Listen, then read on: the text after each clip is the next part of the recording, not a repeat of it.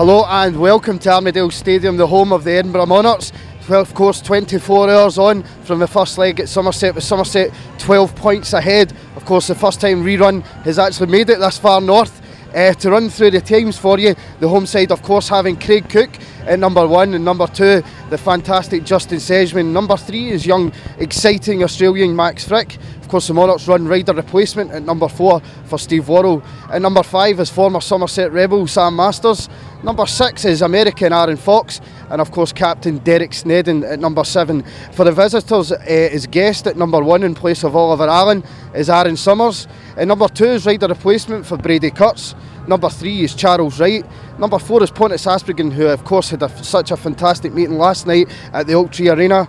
Number 5 is Nick Morris, who goes very well around this Armadale circuit. Of course, a lot of experience with the Glasgow Tigers. And number 6 is one to watch is Todd Kurtz. And at number 7 is Paul Stark. It's all set up for a fantastic evening in the Premier League Championship final. Justin, 12 points down from the first leg, doable? Yeah, for sure. We lost by down there by quite a bit last time, so we'll hit them hard early on, and we got Sam and Cookie in 13, and just keep doing what we've been doing all year. It's we've been solid, so we're kind of pretty up for it. 12 is definitely doable, more than capable of doing that. So we just got to make it happen now. Of course, 17 points down at one point. Did you feel the worst? Yeah, I was riding pretty bad. I had a couple of little issues, so I was changing bikes and everything else, and I felt pretty bad about the whole situation. And then Sam and Cookie come out, and they delivered what they have to do every time in Heat 13, and it was nice to have that kind of backup. And when they did that, everyone just picked up and got into it. So it's not over until the fat lady sings. Of course not. Yourself and Craig Cook have built up a formidable partnership around Armadale. Has that brought out extra confidence in yourself? Yeah, Cookie, we want to win every race, so we'll just keep doing what we're doing. The tracks look sick, so we're gonna definitely we're probably never more G'd up for this one than all year, so we'll just get into it and make it happen. Of course, League Cup in the bag, KO Cup in the bag, but it all comes down to this, doesn't it? Yeah, for sure. There's no point winning everything else and then losing this, so we'll get into that. And this is the one we really want. The other two were a bit of a bonus, but this is one we actually want to win the baddest, so hopefully we can do it. Good luck, Justin. Thank you. Paul, good night last night, but 12-point advantage. Do you see that being enough tonight? It's going to be hard, but all the boys are up for it, and we'd have liked a few more points, but 12 points is what we got, and we have to just work with that. Of course. Is this a track you enjoy? Yeah, it's a track that is a full-on racetrack, and you can't really hide around there, and it's really helped me this year, and all the boys are really dialed in. We've lost a few riders through to injury, and we could have done with them last night, but 12 points, we'll give it a good go, that's what we're here for. Of course, you started the season in the Elite League, doubling up, and with Cradley. How have you enjoyed this season? Very, very busy, I assume? It was busy to start with, it was really, really hard for me, and Birmingham packing up was a big shame, but for me personally, it was a bit of a relief, because three teams is way too much for somebody to do.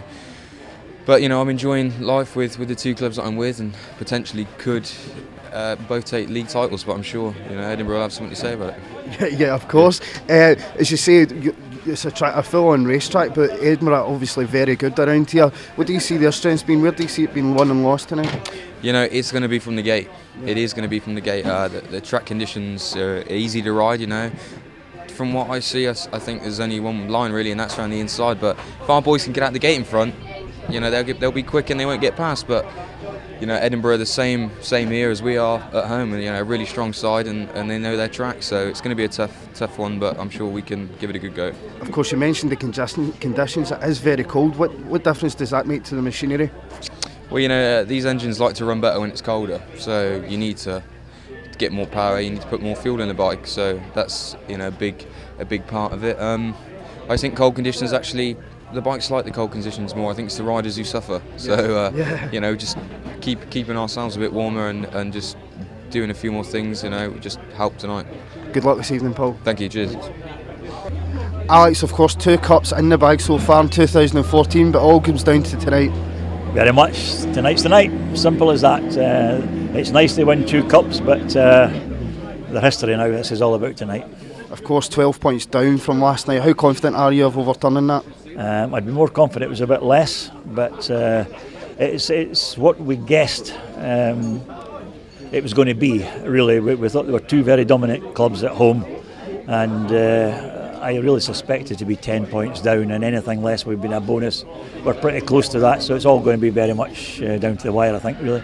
Of course, missing Stevie Worrell tonight, rider replacement. How much a blow is that, especially around Armadale? It's Speedway, and it happens. They're minors riders as well, so you just have to accept that situation and get on with it. It's as simple as that. Of course, Craig and Sam are both in absolutely fantastic form at the minute, especially around Armadale. Is there a lot of pressure on them this evening? No more than what there normally is. The thing is that they give us a huge boost in the second half with Craig in 11th, 13 and 15. And then Sam in 2 of these as well. It gives us something positive at the end, which few teams will match around here, so we have to be in a position to be able to use that and capitalise on it at the time. Of course, it's been a fantastic season for the Monarchs, only losing I think 6 meetings all year, but does that add to the pressure this evening? It probably does a wee bit. It's a history-making team, this we have now, because we've never done it in our history, and it'd be a shame when we've got so close not to achieve it, but who can say? But pressure, well, I think once the match starts, the pressure will disappear. It's all down to what you do in the night. It's the build-up has been tremendous, and we've just got to do the job now. Did you ever envisage the team doing so well this season and being so dominant? No. We put a team together, we thought we'd get in the top 6 and get in the playoffs, and that was our aim. Anything after that was a bonus.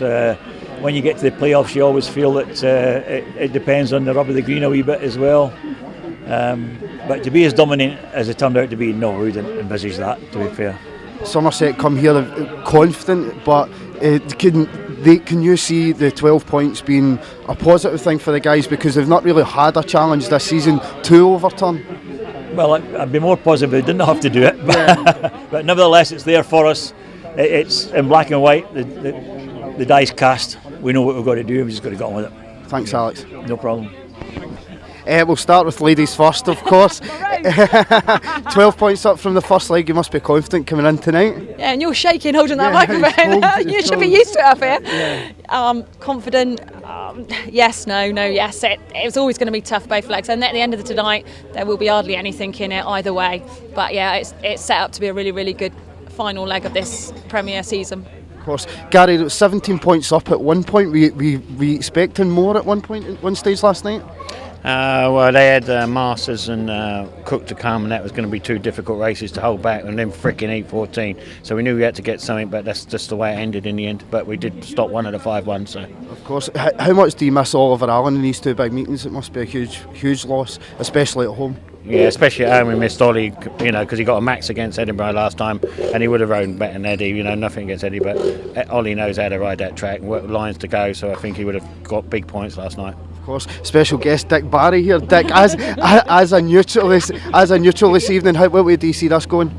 That's why I'm here. As a neutral, I'm really looking forward to the contest because it's 2 of my favourite clubs. I come here most Friday nights when we're not doing anything, and I go down to Somerset quite a lot, and I've always been well treated down there. Nice people. Very nice. Debbie's dad's nice guy. There's a story behind this hat, but I'll tell you about later. Anyhow, yes, it's going to be a cracker. That's why I'm here. And I'd have to say that you were asking Gary about Ollie Allen. I think that if Somerset...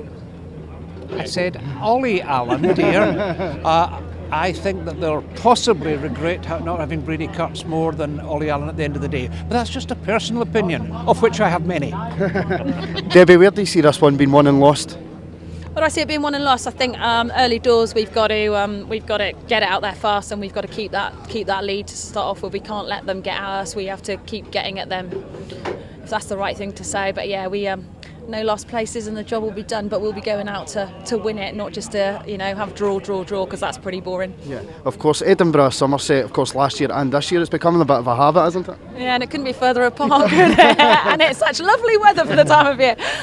Yeah, that's one of those things, but then I guess that shows the quality of the two sides, and as I've said in many interviews this week, neither side have changed throughout the course of the season. Okay, we're unlucky with a couple of guests now, but we have kept the same 7 either side, so I think that speaks for itself, really. Of course, Gary, to finish with you, what your score predictions do you think?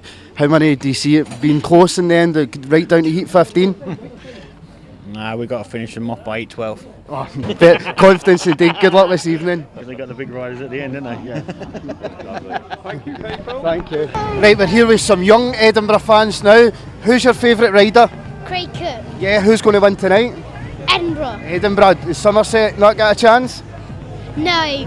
Well, they do have a chance, but we're probably going to beat them. Of course. Who's your favourite rider? Max. Max, why's that?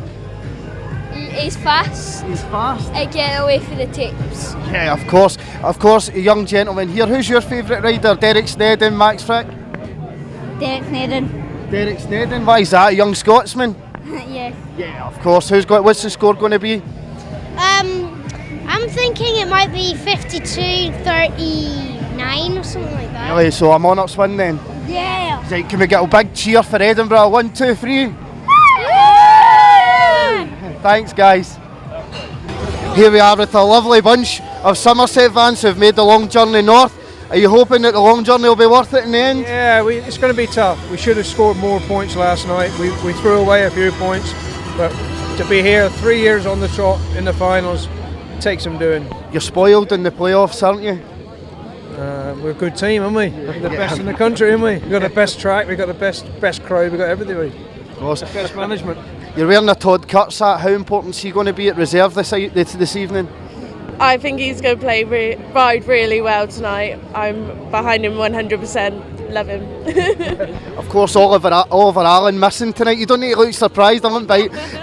Oliver Allen missing tonight. Do you think that's going to be a big loss for the Rebels? Riding, depending on how he rode last time, not really. I'm hoping Aaron Summers can pull it out the bag and be a good guest for us. I mean, Ollie was missing in the pits. That is going to be a big part, but hopefully Aaron can do the job. Of course, Edinburgh have had such a fantastic season here this year. Is that going to play a part this evening, or do you think the Rebels can come and win?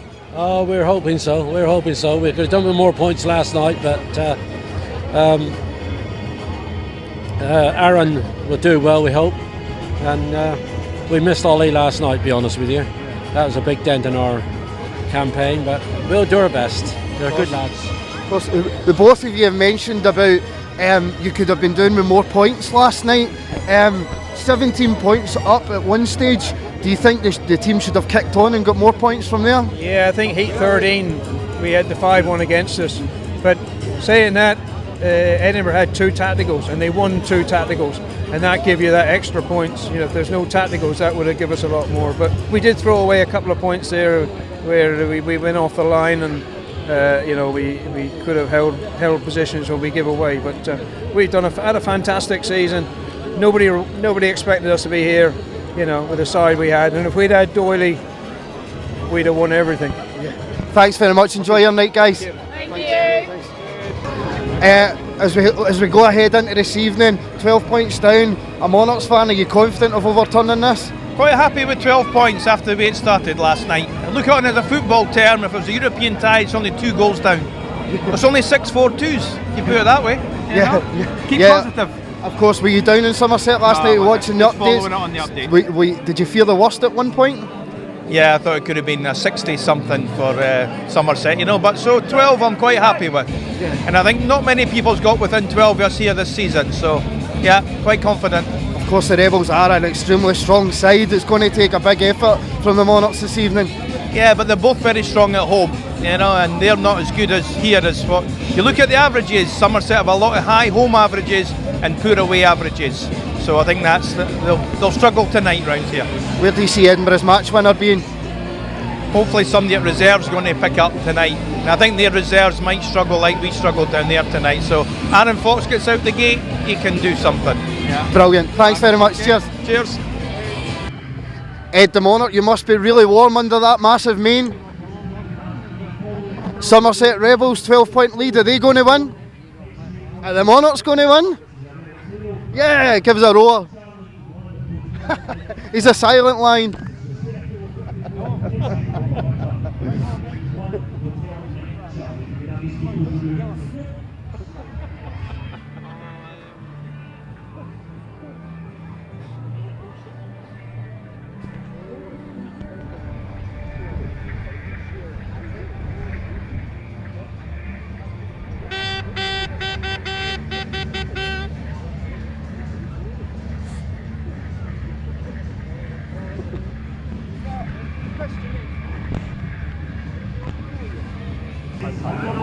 At number 1 here for the Edinburgh Monarchs is the league's number 1 rider, Craig Cook. Of course, absolutely fantastic around this Scott Waste Arena. Of course, was fantastic in last night's first leg. Went for a big performance here in front of a massive Edinburgh crowd. At number 2, of course, is Australian Justin Sedgman. He's had a fantastic season as well for the Monarchs. Started the season at reserve, moved his way up into second string, as good as a heat leader around Armadale. Of course, young Max Frick here, young Australian, 2-time Australian under-21 champion. Absolutely fantastic around the Scott Waste Arena. Of course, rider replacement for Steve Worrell at number 4, but here at number 5 is former Somerset Rebel Sam Masters. Smiling Sam, as he's known around Armadale. He's been absolutely fantastic for the Monarchs this season, and the fans love him here in bonnie Scotland. At number 6 for the Monarchs is reserve American Aaron Fox. Aaron struggled at times this season, but he's great around this Armadale circuit. He'll take a bit of stopping at reserve.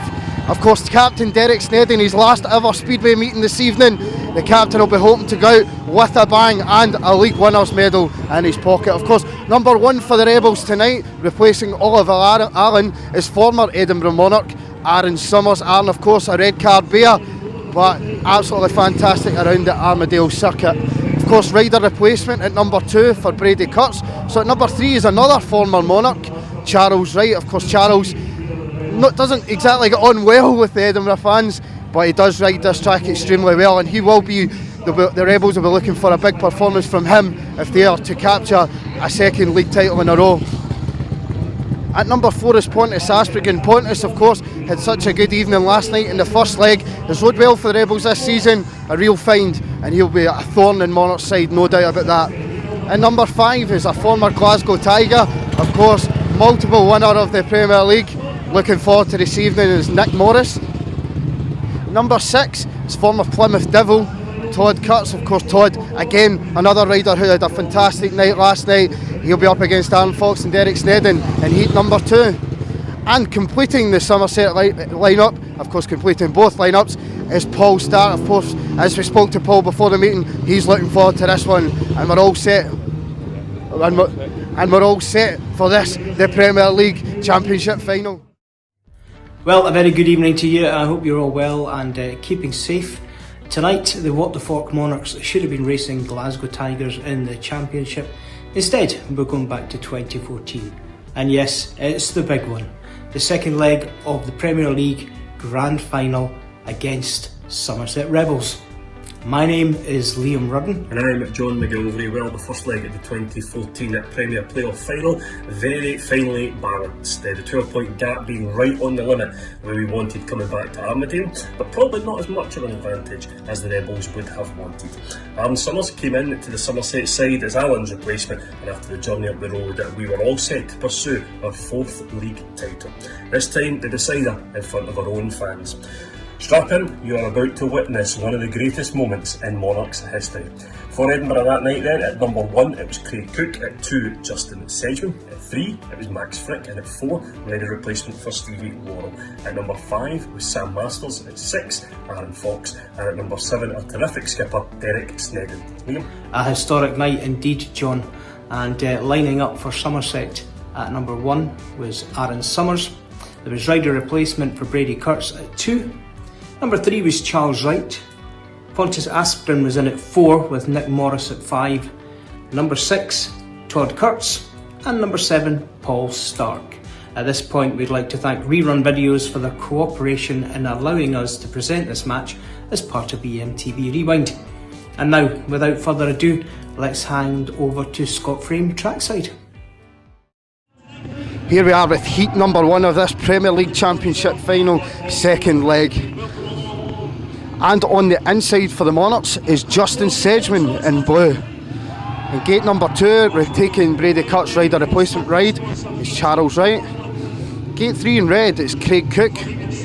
And on the outside, guesting for the Somerset Rebels is Aaron Summers. Of course, Aaron taking the place of Oliver Allen this evening. A big loss for the Rebels, one feels. But the Monarchs' target this evening, 12 points to overturn. Of course, a fantastic meeting down at the Oaktree Arena last night. I'll be interested to see how this one goes. Of course, Edinburgh having such a big home advantage in 2014. Quite an incredible season for both teams. A lot of nerves kicking around this evening. A lot of riders in the pits, as we heard, nervous about this one. It's all down to this, a season's worth of work, down to one meeting. Can Edinburgh overturn 12 or can Somerset hang on? Here we go with heat number 1.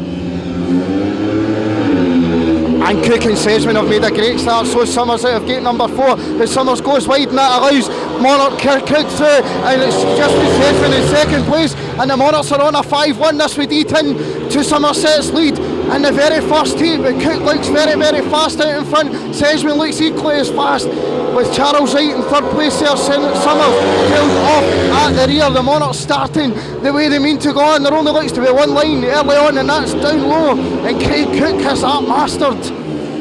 Both Rebels fighting one another there for third place, but Cook's well out in front now from teammate Sedgman. They really have been forming an unbelievable partnership this season as they get into the last lap. This would kick off the Monarchs night with a big 5-1, and it would take the momentum all onto the Scottish side. As Cook comes round, turns 3 and 4 for the last time, he turns round and sees teammate Justin Sedgman, and the fans at Armadale go absolutely wild as they cut into the Somerset lead. So that was Craig Cook winning that one from teammate Justin Sedgman. They look absolutely delighted with that result. Charles Wright took third place. That kicks off this second leg, and it's a 5-1 to the Monarchs, and as we see, the Edinburgh fans going absolutely crazy. Their destiny is in their own hands this evening as the Cook tries to get the fans up for it. That's a brilliant ride by Craig Cook and Justin Sedgman. Both Monarchs up at tapes and raring to go here, and heat number 2. This match is so finely balanced. The aggregate score is 55 to the Rebels, 47 to the Monarchs. Of course, Edinburgh clawing some 4 points back in that first race. It's all down to this heat number 2. Of course, both Rebels reserves going well around the Oaktree last night. Aaron Fox coming into his own late on in the meeting. Snedden struggling to score points, but always worth watching round this Armadale circuit. As the riders come up now, of course, Snedden off his bike, his trademark gardening. This his very last meeting in his career. He's had such a fantastic career. He would love to go out with a treble, 3 medals, League Cup, Knockout Cup, and of course tonight's League Championship in the bag. But what stands in his way is a fantastic Rebel side. But here we go with heat number 2, and on the inside for the Rebels is Todd Kurtz. Gate number 2 in red, Aaron Fox. Gate 3 in yellow, Paul Stark. And in blue, that man Derek Snedden, the Monarchs captain, on the outside. Start Marshall struggling to get the guys up to dates, as we said. Butterflies galore in the pits tonight. But here we go, the riders just settling now for heat number 2. Both Rebels seem to have made the start there, but Snedden's on the outside and Stark pushes him wide and he goes down. And Stark goes down as well with Kurtz at the front. Will the rest be stopped with both riders still on the track? They do. It'll be interesting to see what the referee's call is there, whether he thinks Snedden went off on his own. It seemed that Stark maybe pushed him a little bit wide, but both riders down. Snedden's bike stuck under the fence. Wait to see what the referee calls here. The referee calls all 4 back to the start. Unsatisfactory start there in the first running of heat number 2.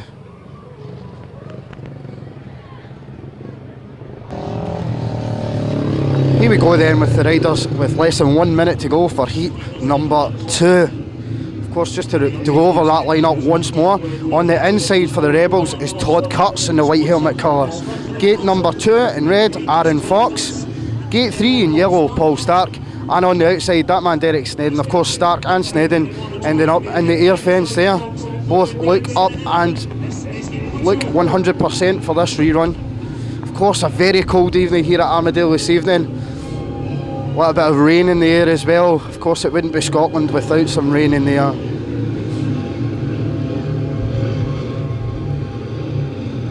Riders tetchy at the start once again. Nobody want to make a mistake in this vital second leg. Riders, fans, officials, all feeling the pressure this evening of this Premier League Championship final. Snedden, of course, very, very experienced. Most experienced rider in the field by far. Start Marshall gets some under orders. Let's see if we can make a clean getaway this time. And Snedden makes the gate from the start. He's made a jet-propelled start. Derek Snedden and teammate Aaron Fox is here with him, but Kurtz comes up the inside of Snedden. Can he hold him off? The Scotsman does his control, and that allows Kurtz to come through, and Fox into second place, but Stark nicks Snedden as well. That was a first to last move by Snedden, who's out of control once again at the back, but it's Kurtz up in front with Fox chasing him. Can Fox hunt down the Australian as he drifts wide? Fox likes to have plenty of speed. Get into this second lap, Snedden's pulled up at the back. Fox looking to come up the inside of Kurtz here, and they go elbow to elbow as Kurtz turns left on the American. That was a dirty move by the Australian, but this is the Premier League Championship final. It's all on the line. Can Fox squeeze up the inside there? That was a hard move by Kurtz, but he goes out in front to take a 4-2 for the Rebels if he can hold Fox off, and he can. Todd Kurtz wins that from Aaron Fox. Paul Stark in third place.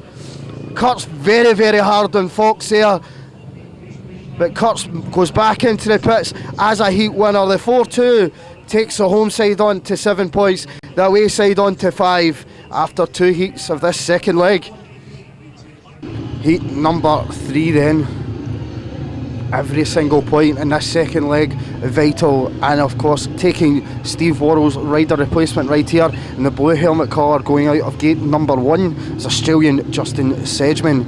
Gate 2 in white is Charles Wright.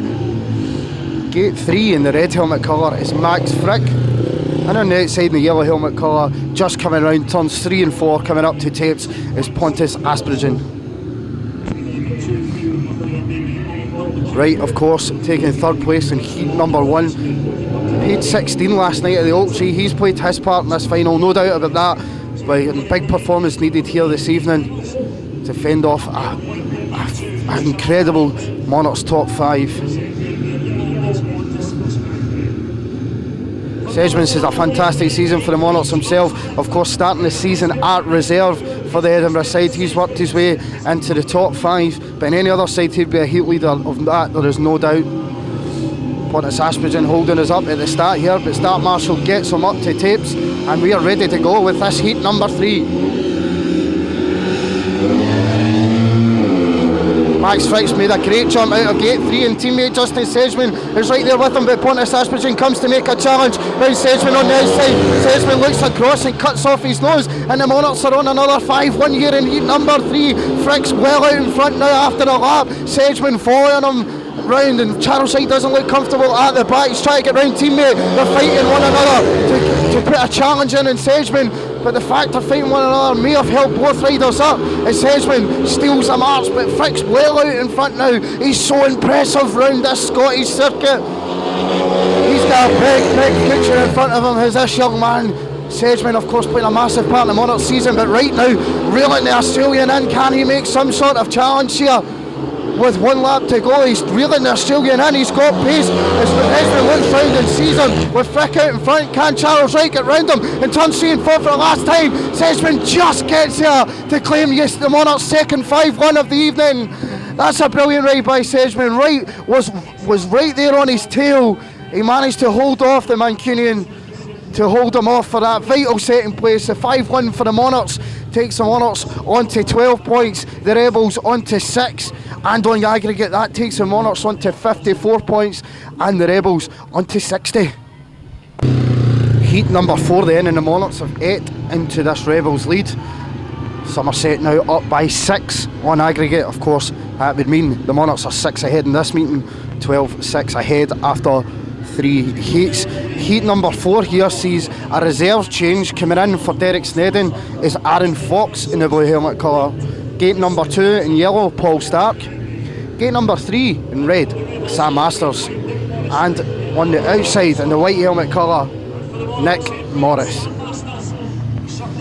Nick really is one to watch around this Armadale circuit. He goes really well here. Of course, Paul Stark shown in his last heat as he flew past Derek Snedden that he's no mug around the Armadale circuit. But Sam Masters, since his Scottish Open victory here back in July, has been absolutely in fantastic form, virtually unbeatable. Of course, we've seen last night what he could do around the Somerset track as well. Of course, a former Rebel. Aaron Fox here on the inside, his debut season in British Speedway, hasn't found it going all that easy, but he could walk away with a championship medal with a big performance this evening. Here we go with heat number 4. And in yellow, Paul Stark's made an absolute cracker of a start, but Masters pulls clear coming out of turn 2 with Fox at the back. This would be a 3-all as it stands, with Morris in third place, starting second, but it's that man Masters who's stealing a march. Fox at the back, bucking and rearing, but Masters looking so comfortable out in front, so far ahead. One lap, Morris it's tucked into third place here behind his teammate, protecting him from Aaron Fox. This 3-all would take the Monarchs on to 15 points. And we keep the aggregate lead for the Rebels at 6 for Morris. Fox is reeling in Morris at this point as well. Fox plugging away in that inside line, picking up some speed. Going into the dirt now, see if he can get some drive to come around Morris. Morris looks round and sees Fox. Is Fox going to make the cut back here as they come round turns 3 and 4 for the last time? This is a good race at the back, but Morris is just going to get there. A great start there by Sam Masters. He'll take some beating this evening. I know he's pumped up for this one to get one over his old club as he comes past us and gives us a wave. But Paul Stark tucks into second place with Nick Morris in third. That takes the progressive score on to 15 points for the Monarchs, 9 points to the Rebels. Of course, that takes the Monarchs on to 57 points in aggregate, the Rebels on to 63. Sam Masters.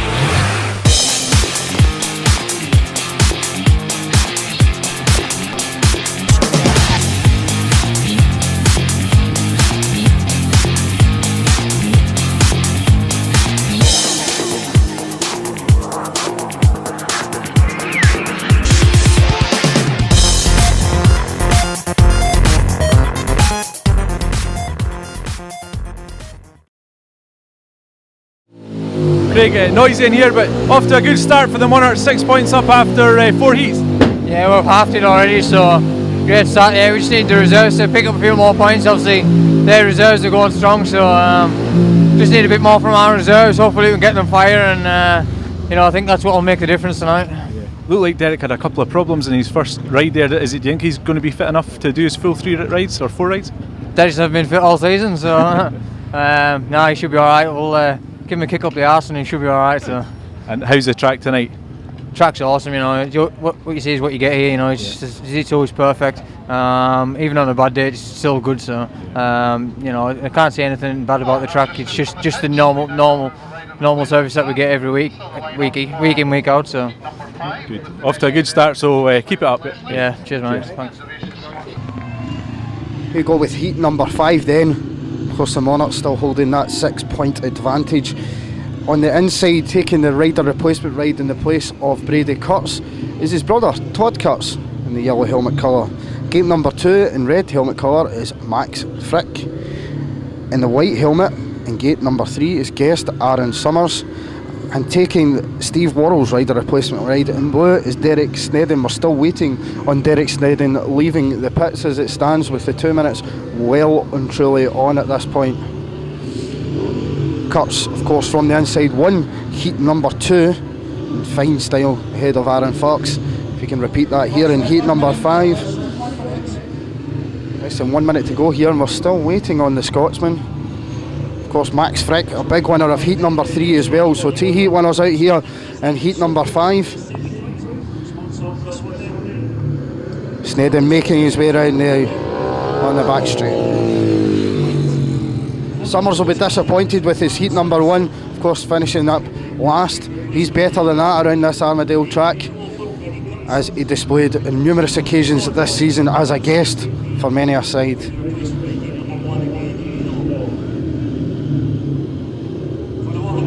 Snedden made a good start out of gate 4 in heat number 2. We were hoping to repeat that here, but we're looking for a better performance, of course, pulling up with engine troubles in heat number 2. Let's see what the Monarchs pair can do out of gates 2 and 4, with their side trailing 6 points in aggregate, 6 points up in the night. It couldn't be more finely balanced as we get into heat number 5. Summers has made a great start, but Frick's here with him, but it's Summers who's out in front. Snedden's out in the dirt. Can he get the better of Todd Kurtz? He's round him. It's Summers cracks the fence and he takes out Snedden as well. That looked a big one. Snedden almost get took down by Summers as well. He did well to avoid him. The red light, he's on the centre green and the red lights have stayed off at this point with the Monarchs on a big 5-1. Frick's well out in front from Snedden in second place. Todd Kurtz has tailed off in third. This would take the Monarchs onto 20 points, the Rebels onto 10, a 10-point advantage, 2 behind on aggregate. Summers is absolutely livid with himself on that centre green. He made a phenomenal start there, Aaron Summers. He was doing everything right, but Frick's well out in front now. He's took advantage of that, and Snedden incredibly has took advantage of that situation as well, with Kurtz tailed off in third. This is a big 5-1 in the context of the aggregate score here. That's brilliant for the Monarchs. Despair for the Rebels in the context of the 2 legs. Brilliant 5-1 by the Monarchs pair. Frick there, of course, Snedden, he had his heart in his mouth there at one point, his race jacket hanging off, but he takes a paid race win there in heat number 5. As I say, that takes the Monarchs on to 20 points, the Rebels on to 10, and it moves the Monarchs on to 59 points in aggregate, 61 to the Rebels. Have the Monarchs get the Rebels in their sights now? They've got the momentum, carry that one in heat number 6 when Craig Cook and Justin Sedgman come out for the Monarchs. Sorry for giving a bit of misinformation there. The Monarchs are 62 points in aggregate scores and 64 to the Rebels. That 2-point gap still exists, so get into heat number 6, and on the inside for the Monarchs in red helmet colour will be Craig Cook, just coming round there after a couple of clutch adjustments. Gate number 2 in the white helmet colour will be Nick Morris. Gate 3 in blue will be Justin Sedgman, of course already involved in 2 5-1s this evening. And on the outside, reserve change, Paul Stark comes in for Todd Kurtz. The Monarchs recording 3 5-1s in their first 5 heats. They were looking for that momentum going into this all-deciding second leg. This big Edinburgh crowd expecting their side to go out and overturn this 12-point deficit. The Rebels, of course, looking to hold on to that lead. A big ask considering how well the Monarchs have rode around their own track this season. But if there's a team capable of clawing this back, it is the Somerset Rebels. They too have had an incredible season. Maybe not everyone's favourites for the title or to be challengers for the title, but they've proved themselves this year with a big home advantage. Absolutely excellent on at home, but good on the road as well. They can still claw their way back into this. Of course, 2 points up in the aggregate.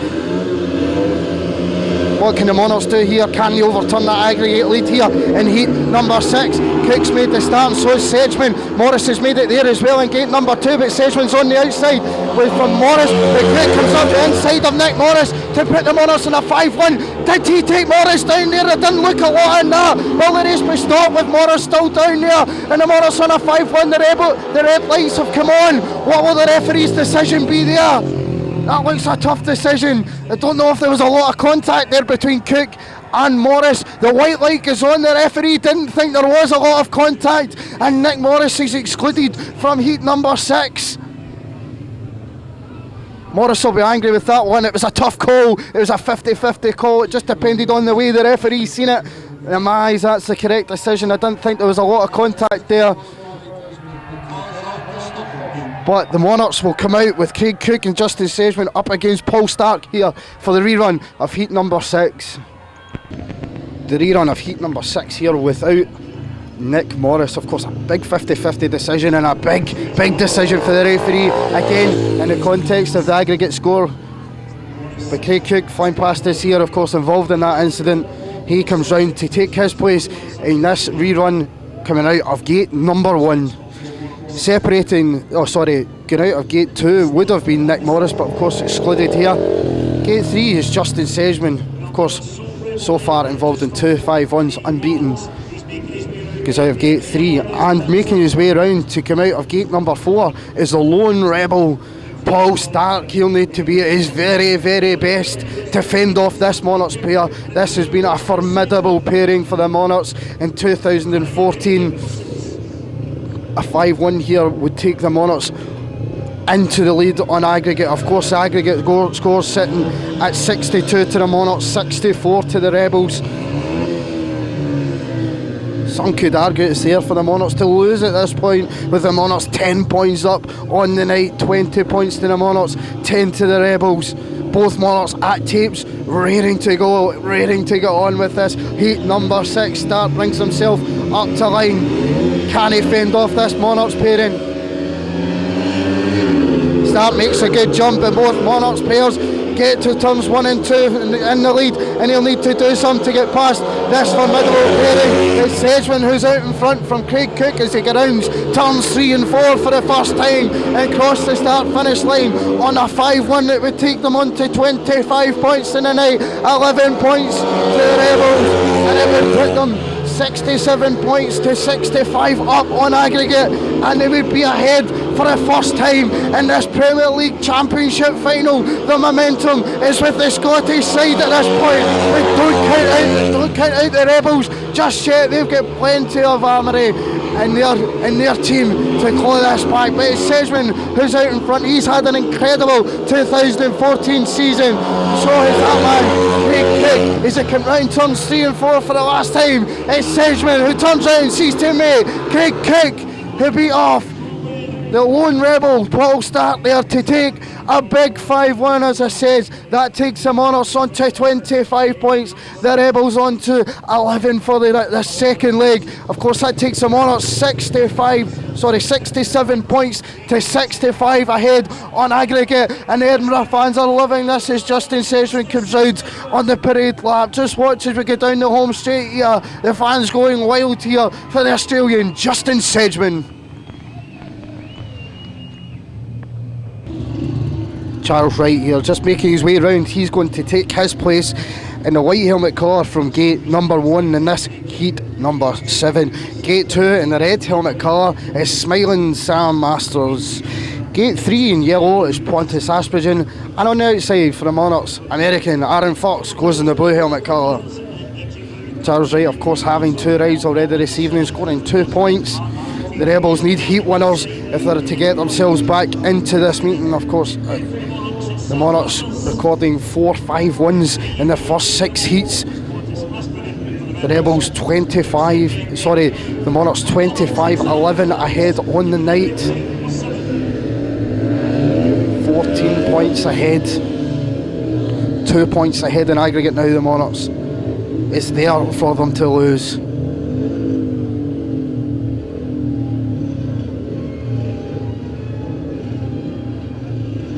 Of course, the Monarchs are now League Cup champions for 2014, KO Cup champions for 2014, looking to complete the treble here this evening. As the start marshal walks away for the start of heat number 7.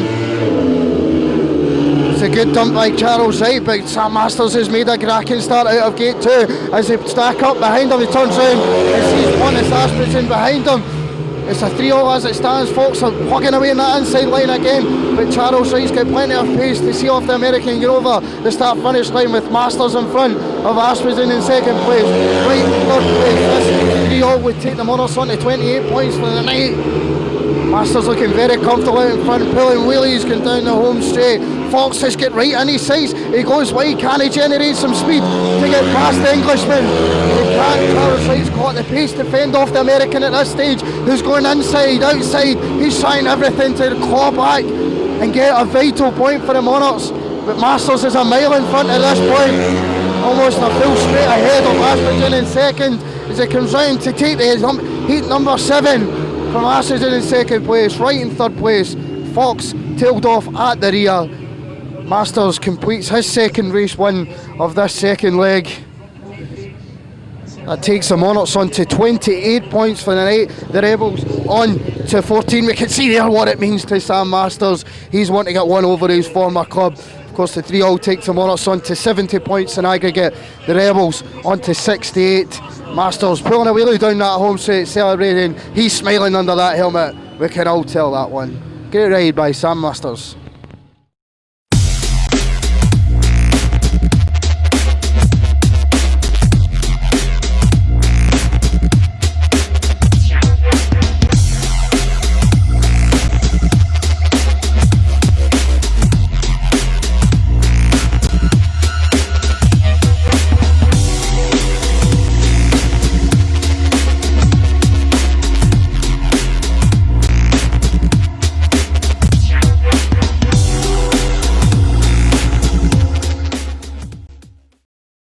Sam, great start for the Monarchs tonight and 2 good wins for yourself. Yeah, I'm sort of struggling from the start, getting to the corner, but need to change the clutch a little bit and I think I'll be right.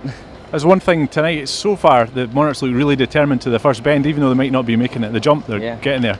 Yeah, well I think the Somerset won it as well, but we want it more. That's why we're getting to the corner and we're just got to keep plugging away. Everyone's doing what they've got to do. Everyone's having a good crack at it, so that's all we need. We just got to keep fighting until 8:15 and just keep having fun. Yeah. And are you able to enjoy the occasion tonight? I know you've got to have the business head on, but it's a great atmosphere out there, and this is what it's all about, isn't it? I'm always enjoying myself. Good stuff. Thanks very much, sir. Cheers, mate. Cheers. So, Aaron there with a difficult first couple of rides. Bad crash that looked like it could have been a bad one, but luckily he slid onto the centre green and got up and walked away. But the Somerset Rebels will be hoping to get more out of him in his last 2 or 3 rides. Somerset guys obviously doing a lot of work to their machines. They look like they're just not quite sharp enough out the gate, but obviously we know last night it was all one-way traffic in the early part of the meeting and the Monarchs came back, so Somerset obviously looking to get that right. Charles Wright there, the last couple of times he's been here he's been tremendous, and likewise he was one of the top men last night, but he's started with 3/3 and he'll be looking to improve on that over the next couple of races. 2 minutes on for heat number 8 here, a vital heat 8 in the context of the match, and replacing Paul Stark going off the inside in the yellow helmet colour will be reserve replacement Todd Kurtz. Gate number 2 for the Monarchs is Captain Derek Snedden. Gate 3 going off the black and white helmet colour, taking the ride Brady Kurtz rider replacement ride is Nick Morris, and in the red helmet colour Justin Sesman. Justin 3 heats out of 3 unbeaten so far this evening. A vital heat number 8 here with the Rebels 14 points down on the night, 2 points behind in aggregate now as the Monarchs have managed to turn over that 12-point deficit from last night after just 6 races they turned over that 12-point deficit. The momentum with the Scottish side at this point, but can the Rebels swing the momentum back in their direction with a black and white helmet coloured ride here? Nick Morris, of course, going out that gate number 3. Can he make the start? He can be absolutely brilliant round this Armadale track. A former Glasgow rider, of course. He'll be looking to make amends for that, his fall in his last outing here in heat number 8. Can Sedgman continue his unbeaten form here in heat number 8 as well? Vital in the context of the match. Sedgman's made a stormer, but it's both rebels who are there, and Nick Morris is well out in front. Can Sedgman nip up the inside of him here? He's coming to make a challenge and can't. He flies past him, and Snedden manages to get by Kurtz at the same time. It'll be a 4-off. It stayed like this. The race as at the back with Snedden. Can Morris reel in Sedgman at the front? Kurtz trying to reel in Snedden at the back. 2 races for the price of 1. And it's Sedgman who's spoiling the rebels. Black and white helmet coloured right here. Sedgman out in front, continuing his brilliant Armadale form here in the championship final. Snedden holding off Kurtz at the back, as I say. Morris trying to reel Sedgman in, but he's not making ground on him. Kurtz is making ground, and Snedden at the back. He's got 1 lap to go to get past him to get a heat advantage for the rebels. He gets in the dirt. Kurtz can't get past Snedden on the outside, but Snedden is rode absolutely brilliantly to hold off the Australian as he drifts into the dirt and takes a vital point. That's a 4-all, and that keeps the ball rolling for the Edinburgh Monarchs. They fend off the rebels tactical right there. As Sedgman punches there, he knows that was a brilliant win in heat number 8 there, as he comes round to take the applause of the Edinburgh fans. They know that that was a big ride, spoiling the rebels tactical ride there. Morris did everything he could. He made a great start to try and get the better of Sedgman, but Sedgman nipped up the inside to take the heat win, but the race was at the back, and Snedden managed to hold off Kurtz. The 4-all takes the Monarchs on to 32 points, the rebels on to 16. Heat number 9 then. Nick Morris taking 2 rides on the trot here, of course denied in heat number 8 there on the black and white. But the lineup for heat number 9 sees Nick Morris go off gate number 1. Gate 2 in the blue helmet colour will be Derek Snedden, who takes Steve Worrell's rider replacement ride. Gate 3 reserve replacement Paul Stark comes in for Todd Kurtz in yellow, and on the outside in the red helmet colour Max Frick, still waiting on Derek Snedden, but he's coming down the back straight now to take his place. Of course involved in a 5-1 earlier this evening. In the 3rd place here in heat number 8, a vital 3rd place, beating off Todd Kurtz into 3rd to secure a 4-all in heat number 8. It keeps the scores at 32 points to the Monarchs, 18 to the rebels. That's a 14-point advantage on the night. The Monarchs 2 points ahead in aggregate now, 74 points to 72. This league final is finely balanced. It could still go all wrong for the Monarchs if they don't plug away and ride to their absolute maximum. With riders like Nick Morris in the opposition, he's sure to put up a fight, especially here in heat number 9. He'll want to get one over, and it's his fellow countryman Max Frick.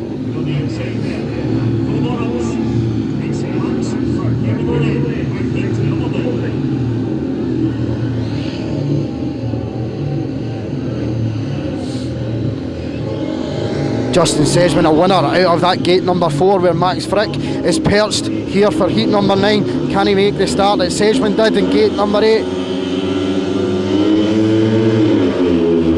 He makes the jump, but Morris has made it from gate 1, but it's Frick who's made a lightning start, but he loses at mid-corner. Can he hold on? His start comes back, so does Morris. This is a 5-1 to the rebels, and this would be a sensational turnaround. This would put the rebels back at 2 points up on aggregate once again, with both Monarchs in 3rd and 4th place. It's Paul Stark, the reserve replacement, out ahead of teammate Nick Morris from Max Frick. Max Frick lost it in turns 1 and 2 there. He made a jet-propelled start but was unable to hang on, and it's that man Stark out in front from Morris. He took full advantage here, and the Rebels fans on turn 3 are going absolutely crazy as they're going to see their side move on to 75 points. Sorry, 77 points on the night. The Monarchs will move on to 75 this meeting. As I said, finely balanced as Stark takes a fine win from Morris to Max Frick in 3rd place. Snedden showing his disappointment as he comes over in last place. That could get the Rebels' tails up. As I said, this match and finely balanced. Start with a fine win there. 5-1 to the Rebels. As I say, that takes the Monarchs on to 33 points. The Rebels on to 23. As I say, on aggregate, that takes the Monarchs on to 75 points. The Rebels on to 77. Heat number 10 then, with the Rebels back in front in this match, 2 points ahead in aggregate, 10 points ahead the Monarchs are in this second leg. It couldn't be more finely balanced than we anticipated it. And gate number 1 here in the yellow helmet colour going for the Rebels is Pontus Aspergen. Gate number 2 is unbeaten Justin Sedgman in the blue helmet colour. Gate 3 in white, Charles Wright, and the outside that man Craig Cook in the red helmet colour. To say the Rebels move back in front, has the momentum swung back in front, back in favour of this Somerset side. This is going to be a telling heat after that 5-1 in heat number 9 for the Rebels. Of course, the Monarchs 33-23 ahead on the night. That 10-point advantage wouldn't be enough overall. 75-77 as it stands. Can the Monarchs get themselves back in front here with a 5-1? Can the Rebels hold off the challenge of this formidable home duo?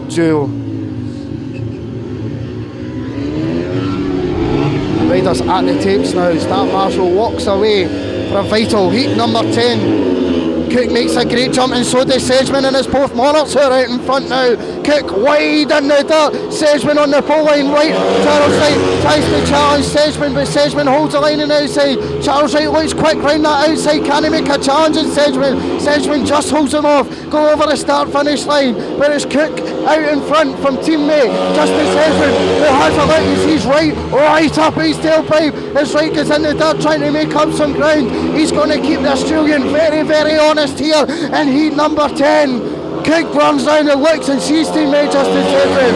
Sedgman having another look, seeing Charles Wright. He's not going to give up. The championship's on the line here in this championship final. Second leg is again to the last lap. Justin Sedgman will need to work very, very hard to hang on to that unbeaten record here in heat 10 as Aspergen pulls up at the back. But Sedgman's going to do enough as Charles Wright's bike gives up the ghost there in turn 4, and that's a massive 5-1 as Aspergen takes the consolation point. That moves the Monarchs back in front in aggregate here. A big 5-1 takes the Monarchs on to 38 points. The Rebels on to 24. That takes the Monarchs on to 80 points. And the Rebels on to 78. That 2 point advantage for the Monarchs restored in heat number 10 as Cook and Sedgman take the applause of the fans. Sedgman undoubtedly the man of the match so far for the Monarchs. Brilliant ride by the Monarchs pair.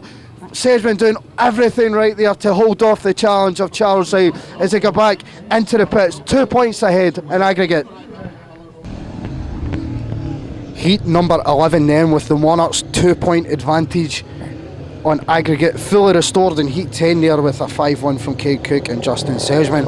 But in heat number 11, going from the inside in the red helmet colour is Smiling Sam Masters.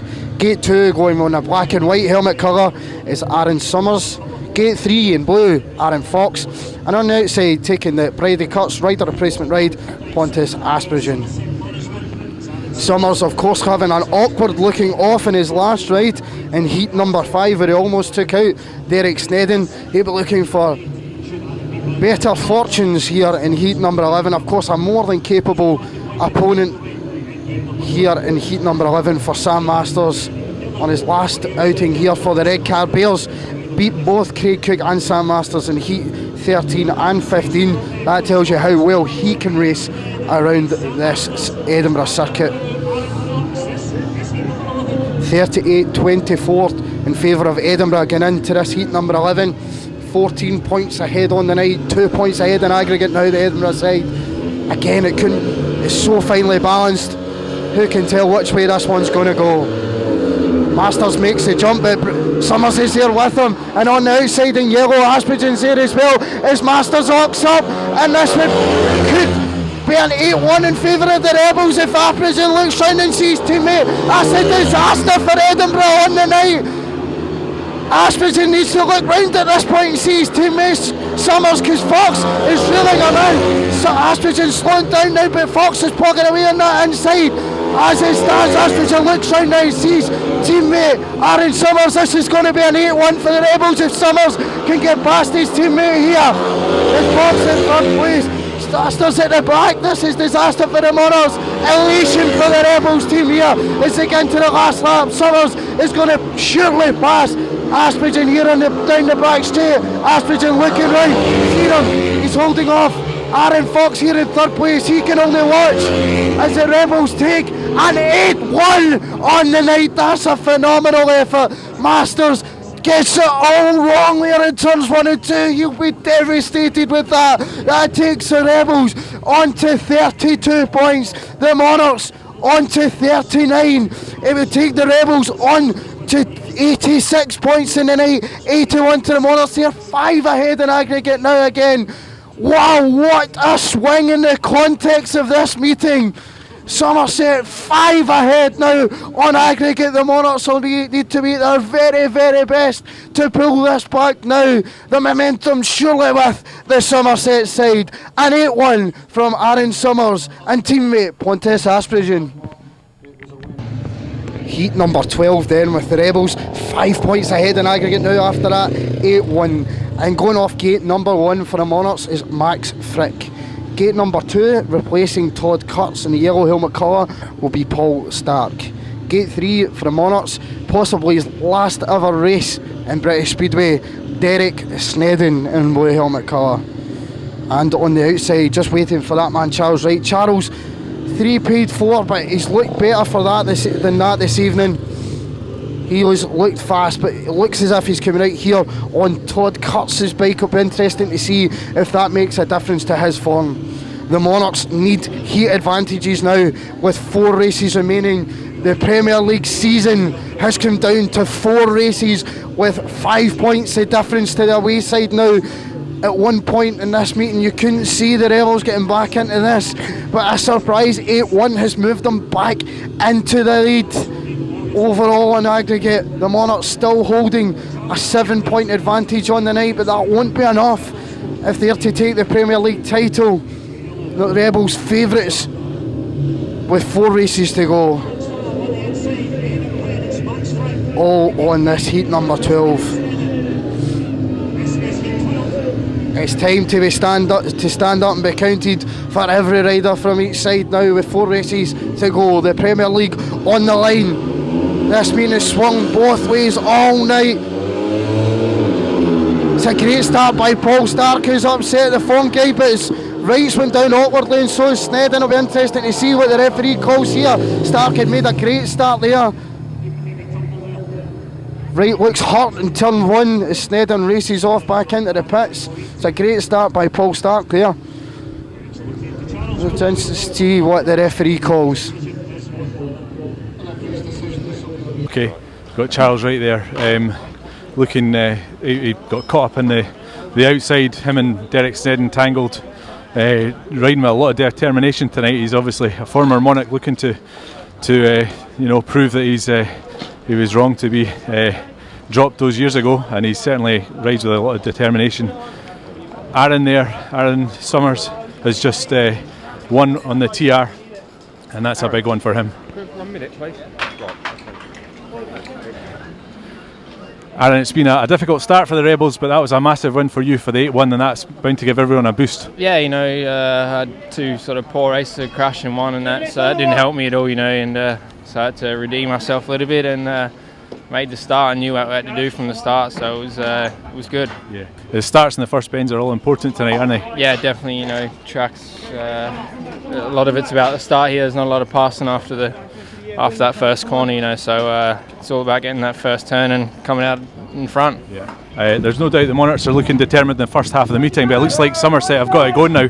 Yeah, definitely. Obviously they were 12 points down, so you're always going to be eager to get them back, and they've been good at home all year round, so they'll be full of confidence here, and start nipping a few of them off, like we did there, and we'll start beating them up a bit. Could be a massive heat, 13 and 15. You looking forward to that? Yeah, definitely. Love to give the Rebels a win, so I'll do my best. Good stuff, Aaron. Thanks. Cheers. Thank you. Rerun of heat number 12 then, with the match in the balance. Just to go over that lineup for you one more time. Max Frick goes in the red helmet colour from gate number 1. Gate 2, who made a fantastic start, Paul Stark in the first run in there. Gate number 3 is Derek Snedden, and on the outside in the white helmet colour, Charles Wright. As I said, Monarchs need a heat advantage or heat advantages in the last 4 heats if they're to overturn this 5-point deficit. On aggregate, Monarchs sit on 81 points, the Rebels 86.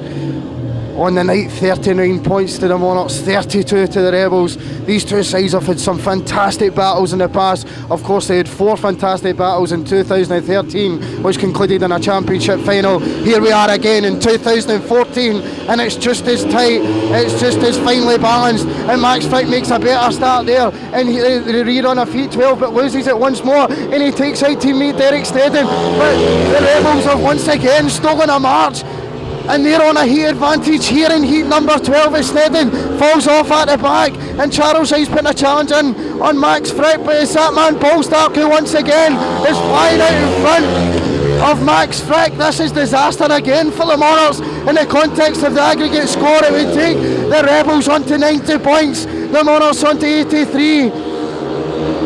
7 points behind on aggregate. The Monarchs would be in the Rebels would be in dreamland if the score stayed like this. Steddon tailed well off at the back, getting into the last lap. It starts well out in front of Max Frick now. The Monarchs needing snookers as the term goes, going into the last 3 heats. But it's Stark who takes a brilliant win from Max Frick in second place, Charles Hyde in third, and the Monarchs crowd are very, very quiet at this point as Stark looks back and sees teammate Charles Hyde in third place. He goes in to take a brilliant heat victory for the Rebels. That 4-2 takes the Rebels on to 36 points, the Monarchs on to 41. On aggregate, it takes the Monarchs on to 83 points, the Rebels on to 90. And just before Heat 13, let's jump in here to remind you that the Monarchs 100 are hosting an online auction this Saturday. That's the 6th of June at 2 p.m.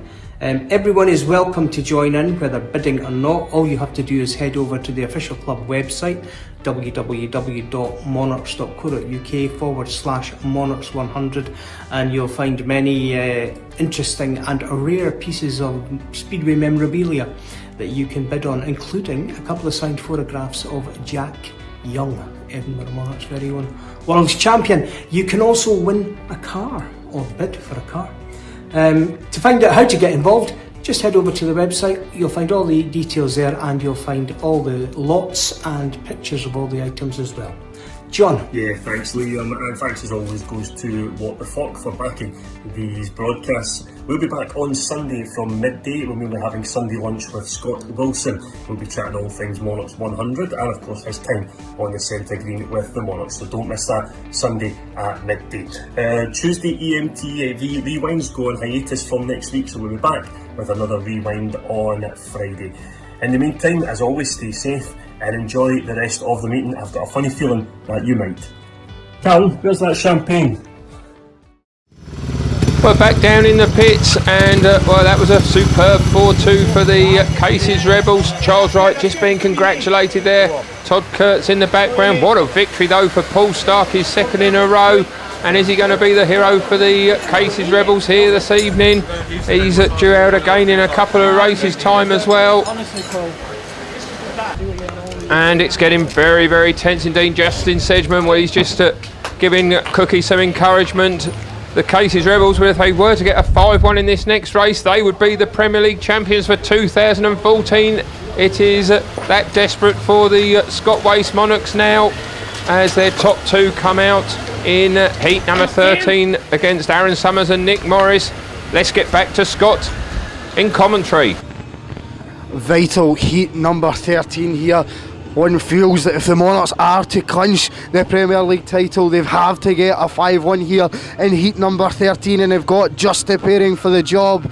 Almost unbeatable round here this season, but they'll have to do some to get their side back in contention for this Premier League Championship. But up against them, going in gate number 1 in the white helmet colour, of course scored 6 big points in his last outing in heat number 11, is Aaron Summers. Gate number 2 in the red helmet colour is Craig Cook. Gate 3 in white, in yellow helmet car, Nick Morris, and then outside in blue, Sam Masters. Sam, I know personally, will feel as if he's let the side down in heat number 11 when he made a hash of turns 1 and 2. He'll be out to make amends here, but as I said, the Monarchs need big points and they need them fast with 3 heats to go. The Rebels 7 points up at this stage, 83 points to the Monarchs, 90 points to the Rebels on aggregate. The Rebels have one hand on the Premier League Championship. Can the Monarchs snatch it away with 3 heats to go? 41 points to the Monarchs, 36 on the night. They need all the back in the can from this big home crowd, but it's all on the line. The Premier League Championship has come down to 3 vital races.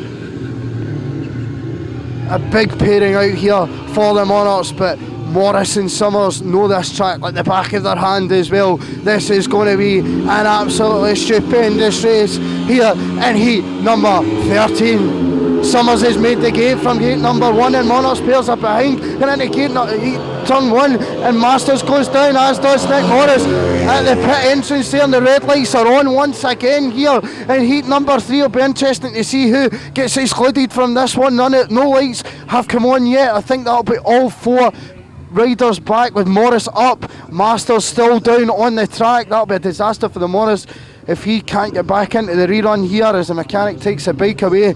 Ambulance over, as they say, all 4 riders back to the start.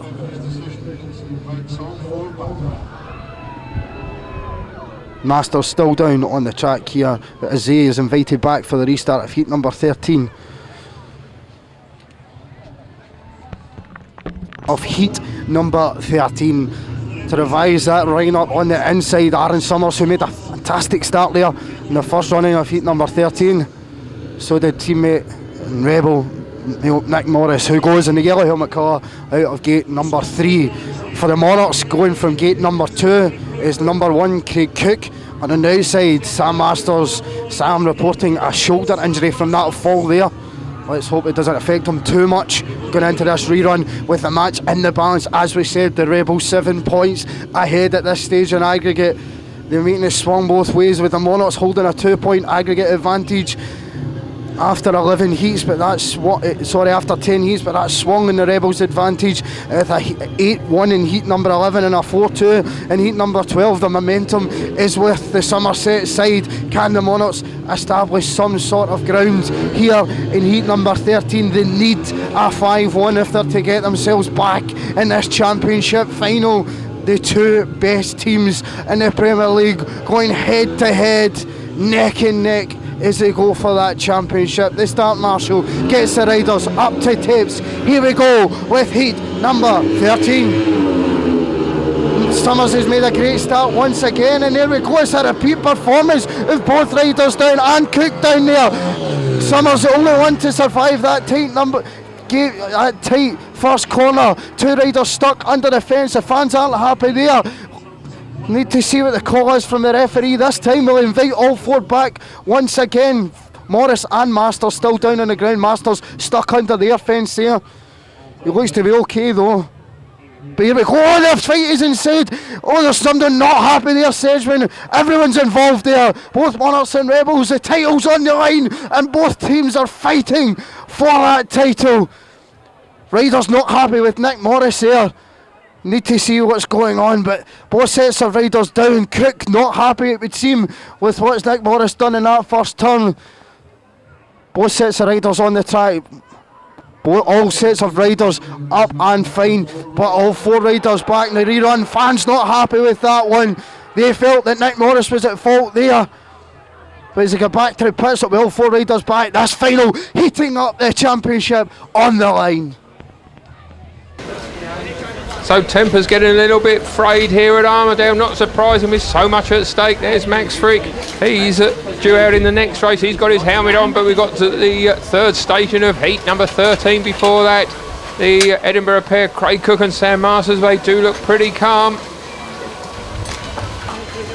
This vital race up and coming, and in the Somerset Cases Rebels side of the pits, they're just having a bit of a team talk. Gary May and Debbie Hancock, the promotional pair and team manager here for the Casey's Rebels. Big race, and we're going to go again with heat number 13. Nick Morris and Aaron Summers against Sam and Craig.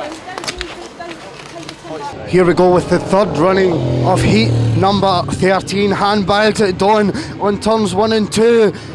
Nick Morris played out to be the villain here with this big Armadale crowd.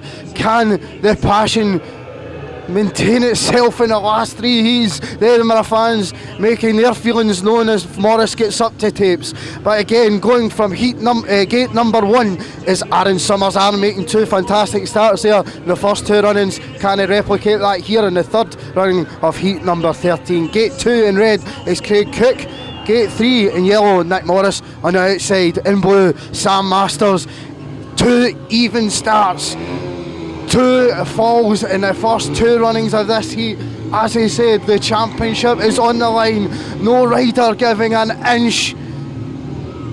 It's going to be played out, ladies and gentlemen, in the last 3 races of this season. The Premier League 2014 comes down to 3 races. The pressure is on, it is telling in all riders, management, fans alike. Here we go with the third running of heat number 13. And Masters and Cook have made the gate this time. And it's Masters on the outside, Cook on the inside. This would be a big 5-1 for the Monarchs. They look pumped up as Cook takes the lead and round turn 3 and 4 for the last time. Masters tucks in behind them.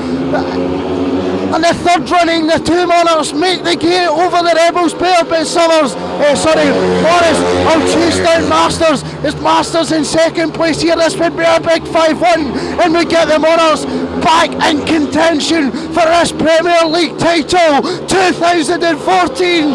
Craig looking very fast out in front from teammate Sam Masters. They've been a formidable pairing in heat number 13 and 15 for the Monarchs in recent weeks, and boy did he need them now when it counts most. But it's Craig from Sam Masters. This would take the Monarchs on to 46 points, the Rebels on to 37, and the aggregate score goes to 88 points to the Monarchs, 91 to the Rebels. 3 points in it, going into the last 2 races. The championship is on the line. 2 heats to go. 3 points the deficit for the Monarchs. Can they claw the Rebels back, or will the Rebels hold on? 2 heats to go as Cook and Masters take the applause of the home fans. They're in raptures at the minute, but they're still behind with 2 races to go. A massive heat number 14 then, with 3 points the difference on aggregate, taking Steve Worrell's rider replacement right. Going from gate number 3 is Max Frick. Max been fantastic all season, maybe disappointed with his last 2 rides here after 2 heat wins in his first 2 heats. But going from the inside in gate number 1 in blue helmet colour is Aaron Fox. Gate number 2 for the Rebels, Pontus Aspergen, of course, involved in that 8-1 back in heat number 11 alongside Aaron Summers. Gate number 3, of course, that man, Max Frick, that we mentioned, he needs a heat win here to at least keep the Monarchs in it going into heat number 15.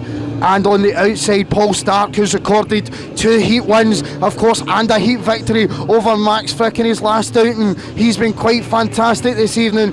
He's managed 10 points from 5 rides. Stark, the Rebels man of the match so far, I would say. But here we go, a vital heat 14. Can the Monarchs keep themselves in it here? Stark's made a great gate, but so is Frick. It's that man Aspergen actually out of gate number 2. Frick needs to come up the inside here. It's Aspergen ahead of Frick and Fox. Fox is in third place here. Stark loses it at the back. It'll be a 3-all as it stands. If Frick can reel in Aspergen, this would put the Monarchs on a heat advantage. Aspergen's looking good out in front. Frick's been fantastic all year. He's looking for that quick line. He's in the dirt. He's in the slipstream of Aspergen. Can he get past him now? The young Australian has got all the track know-how. Can he make that count here against the Swede? Aspergen experienced himself in British Speedway. He'll want to hold on. Last lap, it's all or nothing now, Max. He's in the dirt. Can he get round Aspergen? He's on his tailpipe. Can he get past it with a 3-0? This would keep the Rebels 3 ahead. Get into the last heat, but Frick can't get there. The Rebels take the heat win from Aspergen. Frick in second place, Fox in third. The 3-0 keeps the title on the line. Get into the 30th heat of the 2 legs. The score takes it on to 49 points to the Monarchs, 40 points to the Rebels. The Rebels just hanging on to that 3-point advantage going into heat number 15. The Monarchs need a 5-1 to clinch the title, no doubt. We'll see Sam Masters and Craig Cook out for that one, but Frick comes round to take a deserved round of applause for the seasons he's had. And Fox, his debut season in British Speedway, he can be pleased with his night's work as well, but the Monarchs need a 5-1 in heat number 15. Every point vital at this stage of the meeting, and Pontus Aspergen came in with a massive 3 points for Somerset Rebels there. That was enough to give us a last heat decider. The 2 Monarchs, Fox and Frick, got second and third, and after 2 great wins, Paul Stark was at the back there. So we've got a last heat decider. Somerset obviously wondering who's going to be in the last 2, the last race. Gary May there speaking to Pontus and Nick Morris to obviously deciding who's going to go in this last heat. It's whole season's worth of racing comes down to this one race. Somerset just need to avoid a 5-1 against to win the league. Nick Morris has been in the thick of the action tonight with 3 attempts at the heat 13 coming together with Cookie and Sam Masters. There's no doubt he'll be up for it. Pontus coming off a win, could well be up for it himself. So let's see what we're going to do here. The most tense match of the season, the most tense race of the season. Sam's still smiling, but he is speaking to Cookie to see what they want to do in heat 15. They need a 5-1. Need a 5-1 to get the win for the league, to win the league for Edinburgh. It's absolutely massive. You can see Sam there saying we need a 5-1. They're deciding what gate each of them is going to go for. Sometimes the gates can be favourable 2 and 4 over 1 and 3 at this time of the meeting, but Edinburgh on 1 and 3. So you can see the thought that's going into this. Sam's gating hasn't been top notch tonight, but he's been getting round the first bends. Cookie likewise in heat 13 didn't make it the first 2 runnings, but ended up getting the win in heat 13. Decisions being made, we'll see what that involves, but vital heat 15 must be a 5-1 to the Monarchs, or else it's a Somerset League title for 2 in a row. Cookie got his top Armadale bike back. I think he's been experimenting with some bigger track engines in some of the lesser meetings in the run up to the end of the season, because he wanted to do so well for the Monarchs away from home, and it's obviously worked. He's been in great form the last few weeks. But this is his main Armadale bike, and he needs it. Till heat number 15, the 2014 Premier League season comes down to this race, the 30th heat of this Premier League Championship Grand Final between Edinburgh and Somerset. The aggregate score stands at 91 points to the Monarchs, 94 to the Rebels. Going for the Edinburgh Monarchs here on the inside is Craig Cook.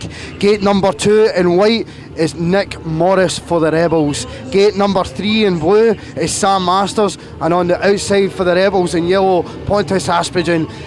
The Monarchs need a 5-1 in this race to pip Somerset to the Premier League title. No other result will do for Edinburgh. They need a 5-1. A 5-1 would win it for them by 96 points to 95. Any other result will win it for Somerset. That is how finely poised this championship final is. Can Craig Cook and Sam Masters replicate what they done in heat number 13 when they got a 5-1 over Summers and Morris? The Monarchs fans need them to step up and win this race. It's been an incredible season for the Monarchs, also an incredible season for the Rebels. But who is going to finish the 2014 season with championship glory? We'll find out in exactly 59 seconds. And Cook's made the start, but Masters hasn't. Cook will need to push both riders wide, and he has. And Masters comes up the inside of Morris. This would clinch the 2014 Premier League title for the Monarchs. If it stays this way, it's Craig Cook, the Monarchs #1 and the Monarchs talisman, out in front from teammate Sam Masters in second place. Aspen just fell off at the back. He's not clearing the track, it'll need to be rerun. Riders are coming round, that's dangerous. The referee should have had that one miles before he did. That's an absolute farce by the referee. Surely he's going to award that. There was no way Morris was going to get involved in that. Fans are cheering, is he going to award it? No. There'll be a rerun. And it's awarded! The Edinburgh Monarchs are the Premier League champions 2014! Sam Masters and Craig Cook have clinched it for the Edinburgh side. Look at these scenes at Armadale. The fans go wild, the riders go wild. That was a dirty tactic by Pontus Aspergen, but he's been excluded, and the Monarchs have won the Premier League Championship 2014. An incredible season has been capped off by an incredible finish to this heat number 15. Brilliant scenes here at Armadale. Not if you're a Rebels fan, but the race has been awarded, and the final score here at Armadale is Edinburgh 54, Somerset 41. The Monarchs win it on aggregate by 96 points to 95. It couldn't have been tighter. Edinburgh Monarchs, champions of the Premier League 2014. Incredible stuff, incredible scenes at the Armadale Scott West Arena. Edinburgh Scott West Monarchs, Premier League champions 2014. I honestly don't know what to say. I don't know what to say. Get in! It's nothing more than we deserve, and if we'd have lost over these two matches, we would have been robbed. But we've done exactly what had to be done. We made it hard work, but we got the win in the end, and we're the league champions!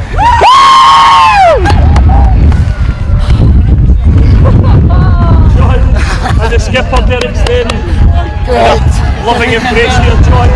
They made it hard. I watched the after heat 12 and I didn't think you thought this could be done, but the guys have just proved what they've been proving all season. They are the incredible Scott West Monarchs.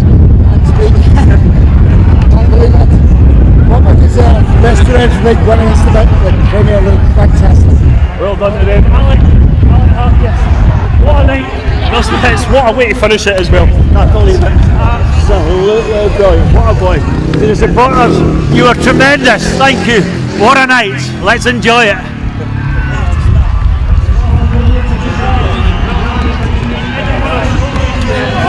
Well, it was an absolutely dramatic finish to the match. The Edinburgh Monarchs needed 2 5-1s and a 3-3 to win the league, and they did it. And a 5-1 in the last heat by the big two. Great. Congratulations, Max. Superb. Well done.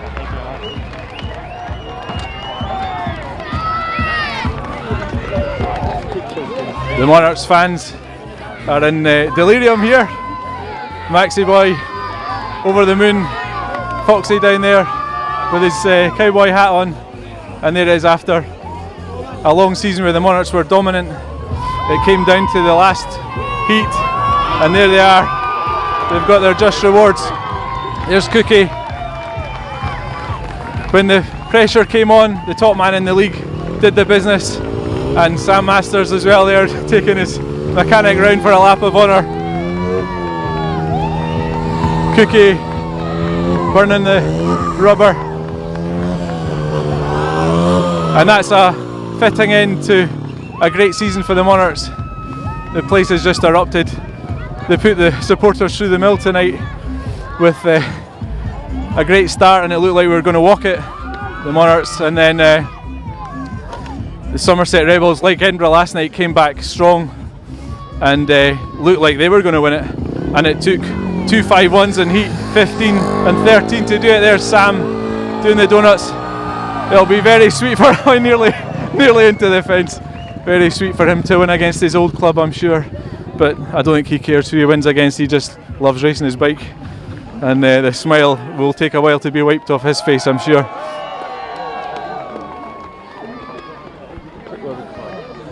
We're into darkness here. I think we're going to get some fireworks. We've already had fireworks tonight with some of the great dramatic finish. That's Cookie and his dad. His dad has been an integral member of this team. Cookie's obviously emotional, and rightly so. Cookie's not just the top man in the league, he's also a great team member, and he's played a massive part in getting all the guys mechanically sound for the season. He took Aaron Fox down to his home and helped him get set up with engines. Cookie's in tears there, and no wonder.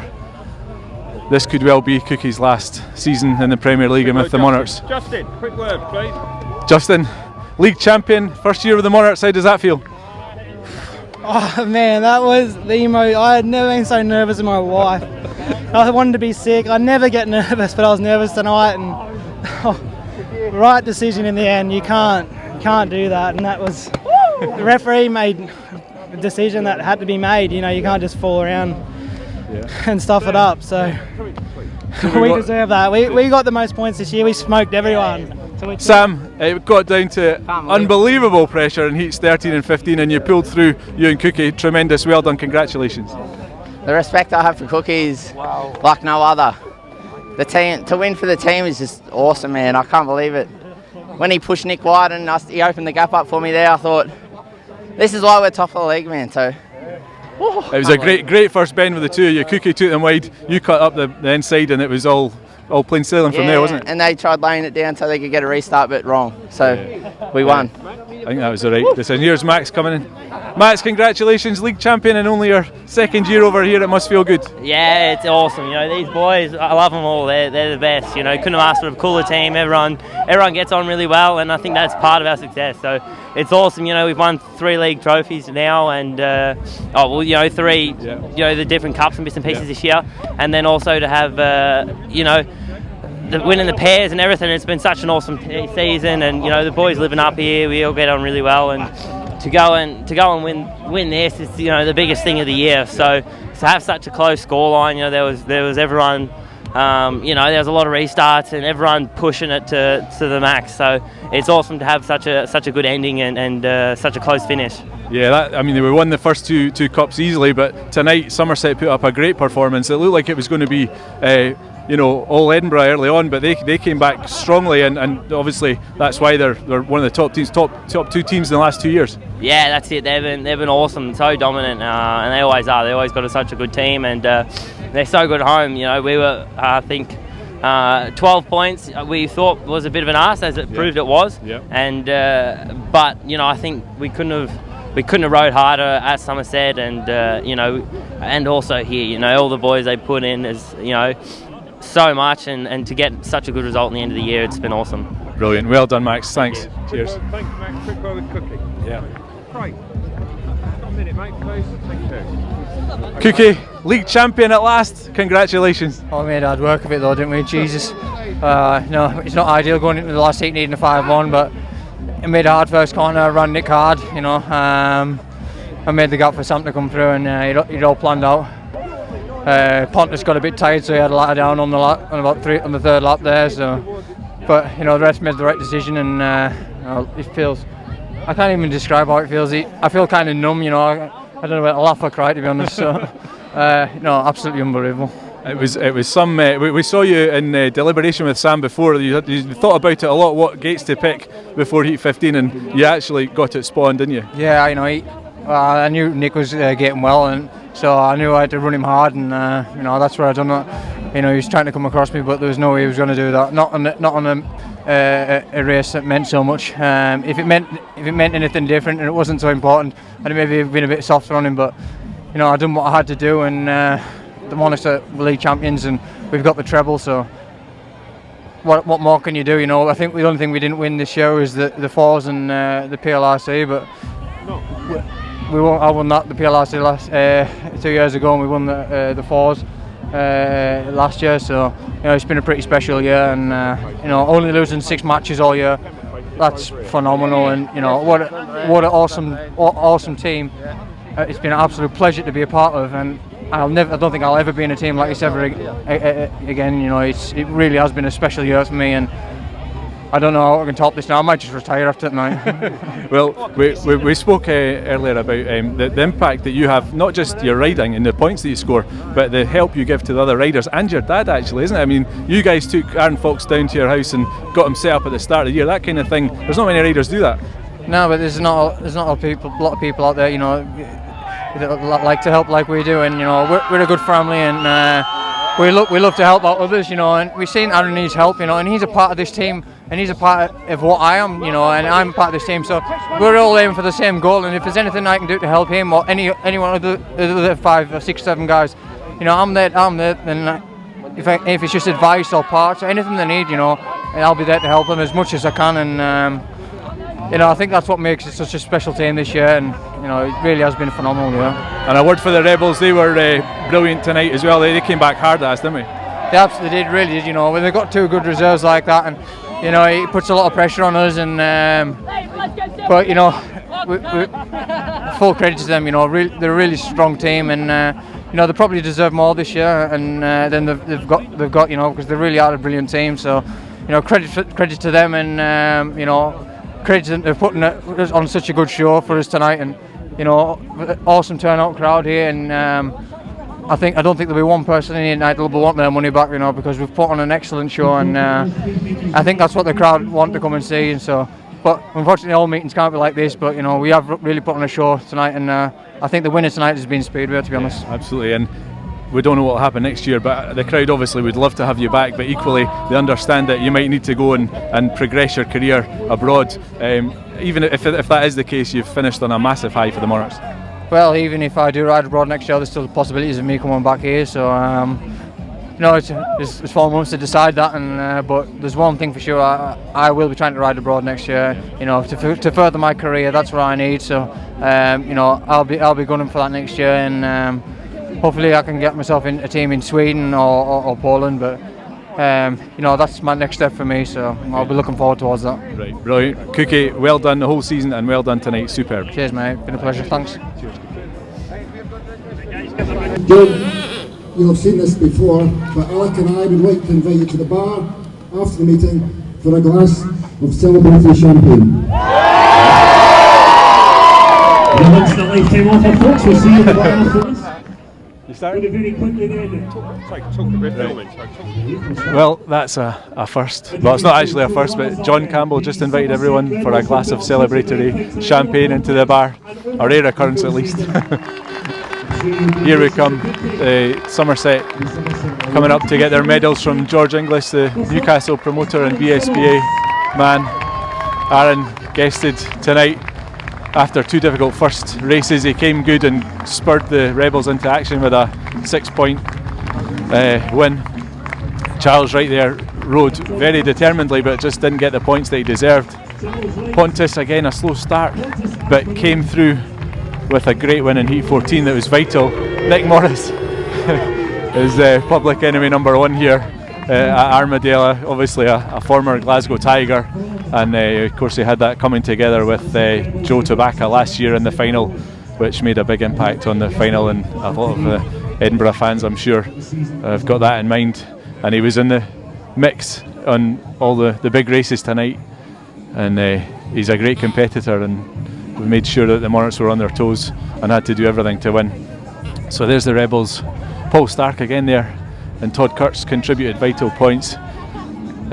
Paul Stark 2 wins and was looking really good, but then just came up short in, I think it was Heat 14. And 1 point in it after all that season, 1 point. There's Nick Morris, a good magnanimous in defeat. Todd Kurtz there, and Pontus Aspergen, sporting behaviour from the Rebels. They've had great success in the last few years, having won the league last year by not many points against the Monarchs. It's the Monarchs' turn to win this year. Rebels obviously a well-run club, putting good teams together year after year. That's 3 finals in a row, I think. So good on them, good sports, and they put up a great fight tonight. And 3 heats to go, they were nailed on favourites, but Cook and Masters are always capable of 5-1s in heats 13 and 15, and it was very hard fought, but the Monarchs came through in the end. Here we go now, the Monarchs coming up individually. Aaron Fox, the Monarchs American, first year here. Getting a great cheer, he's got his cowboy hat on. He rode really well tonight, he's had more points in different matches, but this was tough opposition and he probably raced as hard as I've seen him race all year. A great performance, every point counted. Here we go.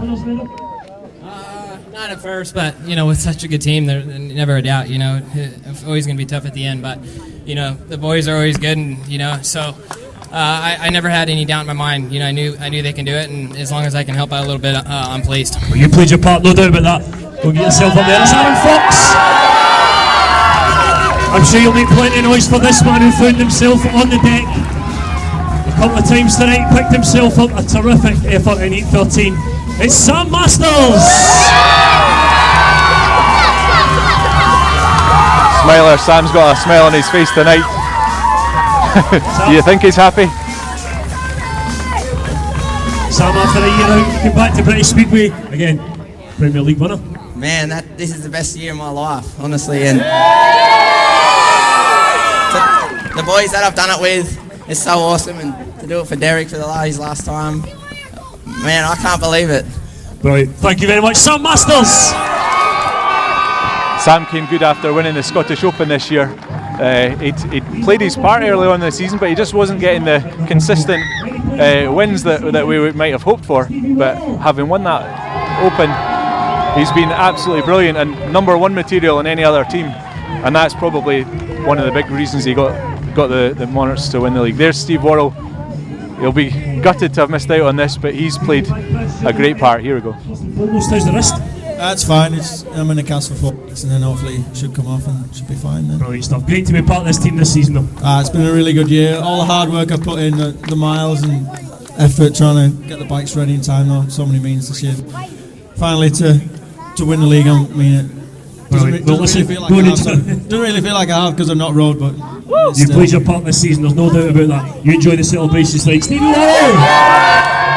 Steve Worrell there started off on a 3-point average, finished up almost at 8, I think. That's probably a big reason why the Edinburgh team went through the season with, I think, only losing 6 matches. Here's Max, another top rider of the future, and he's again been another vital part of the Monarchs team. Only 17 and he's already won a league and 2 other cups in the pairs. League as well. Julian, this has topped it all. Yeah, this has been an awesome season. I couldn't ask for anything more. The boys, they're awesome. We've had such a good year, such good fun. With the boys staying up here. Basically everyone bar Cookie and Stevie, and they've been up here multiple times with us. So it's been an awesome year, awesome boys to win with. We've had such a good season winning pairs, the last 2 trophies, and then the big one, this one. So it's been awesome. Well, mate, you've had a terrific season. Max Frick. At number 2, paid maximum for this man tonight. No doubt about the efforts that he put in. Justin Sedgman. Sedgman paid maximum tonight. He came good when it was needed, and every point was needed tonight against the Rebels because they were here to do a job. Sedgy had a difficult night last night, but did it tonight, paid maximum, and every point counted tonight. As we know, 1 point in it for the whole season. Justin, you did certainly played your part tonight, and no doubt about it, over the season, a very important partnership with Craig Cook, but you must be so delighted at how the boys did for tonight. Yeah. Oh man, I rode last night. That's twice you've done that. Yeah, I got to fix that next year. My off nights aren't really the best. I still got to get a few more points than that, and to get the solid, paid 15 tonight, it's unreal. So, but like Sam said before, when we're saying it's the best year of our life, it literally is the best year of our life. We can't believe it, and everyone in the team, and riding with Cookie's been so cool, and Derek as a captain, and Stevie didn't ride tonight, but he's been a lot of inspiration for everyone to just keep going because of what he did this year, and all you guys, you're all legends. We're glad you shared the year with us, and we'll let you off on a question. Justin Sedgman. Sam was saying earlier, he felt sick, he was so nervous, but he played his part tonight with that paid maximum. We couldn't have done it without all this. Take credit. The Monarchs number 1, the league's number 1. He's on the verge of tears, it means so much to him. He's put everything into Speedway and into the Monarchs. One of the best signings any team's made. Came here on about a 6-point average from Workington, and within a year or two he was top man in the league, and he's put everything into it, you can see. Describe the feeling. I don't know, I didn't know whether to laugh or cry, to be honest. You know, the feeling is really just unbelievable. I've never ever felt anything like this, and I really can't describe it. You know, I owe my life to this club, and after 4 years ago, and you know, I didn't have a team spot, and this is the club that gave me the chance. So, you know, I kind of owed this to the club, and you know, it feels really special. I love all you too. We do love you. Well, listen, you've more than repaid it back to us, Craig. All right. Really, thank you very much for this season. You know, I really can't describe how good it has been. It really has just been the best year of my life, and you know, thank you to the club. And I've done this for you guys and for the management, and you know, this is who it really means the most to, and you know, it means a lot to me. Don't get me wrong, but for all you guys, you must be something really special. Don't you worry about that, Craig.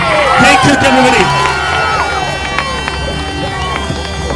An emotional Cookie there, saying how much it means to him to win the league. He really has put everything into it the last 4 years, and it's richly deserved. Gets to do it at his home track.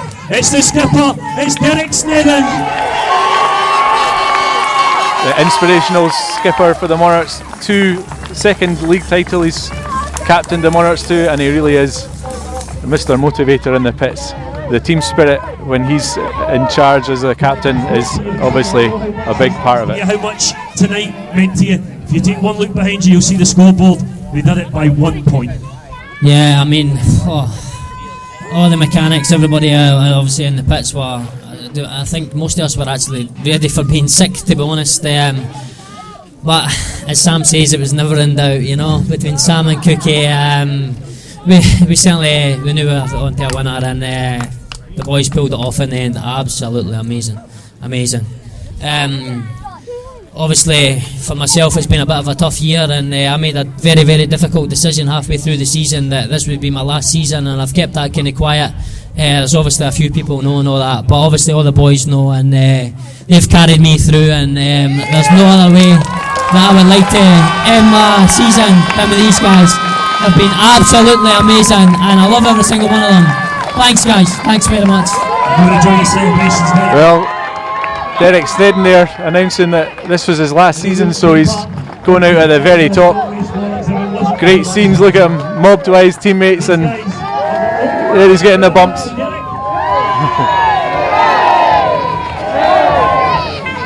What a way to go out.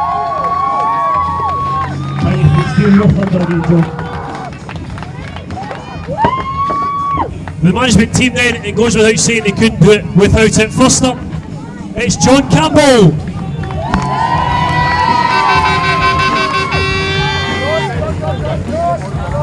The management of the Edinburgh Monarchs.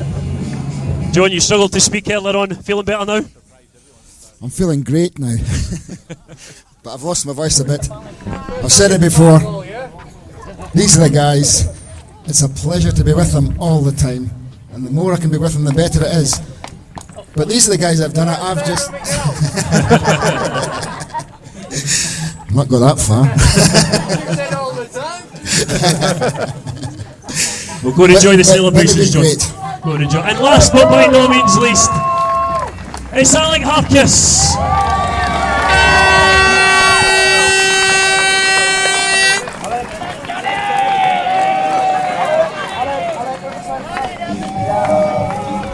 Alec, you've seen it a few times before, and it's always been at away grounds. How good is it to win? Words, I've not got words. This is absolutely fantastic, amazing. Please stay and enjoy the party. We're going to have a ball. There's your invitation, guys. George English is going to present to Derek Snedden the 2014 Premier League. Here we go, the presentation of the 2014 Premier League trophy. Having won the league by 7 points and then won the playoff by 1 point. the Edinburgh Scottish Monarchs.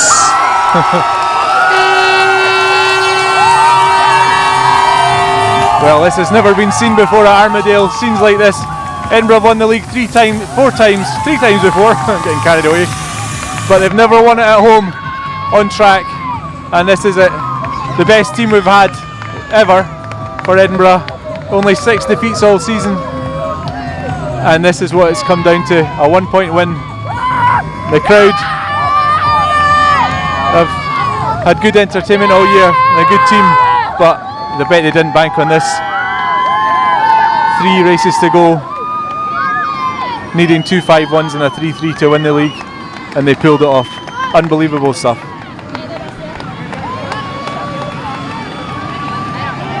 Ed the Monarch there, in his programme notes, predicted the Monarchs would win by 10 or 11 points, which would have been a defeat overall. He'll be delighted he was wrong.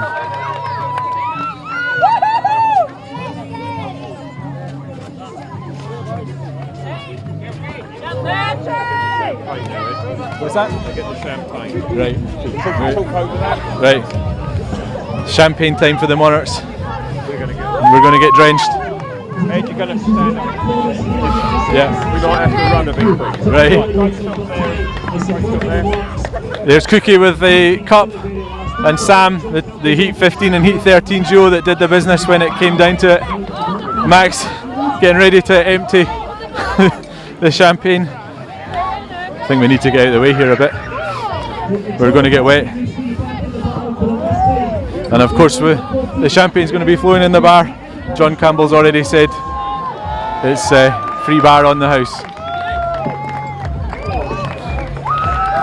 Oh. Aaron's always the first one out with the champagne. These guys are getting used to it now. This is the 3rd week in a row Edinburgh Monarchs have been spraying champagne here at Armadale, it just doesn't happen very often to any team.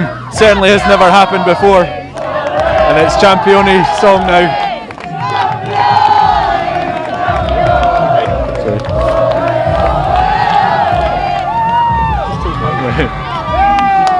Do you think Cookie's happy? He's a real team man. And he doesn't drink, but it looks like he's drinking now. Cookie's put a lot of effort in over the winter. Trains harder than anybody.